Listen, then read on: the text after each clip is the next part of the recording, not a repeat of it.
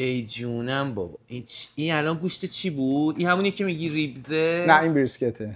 اینو بزنم تو یا تو این سس خودمونه، این سسیه که ما خودمون اینجا میسازیم. باربیکیو ساسمون رو خودمون. الان تو کدوم بزنم؟ بزن تو باربیکیو ساس. مردم گشنگی داره توضیح سسشو میده اصلا.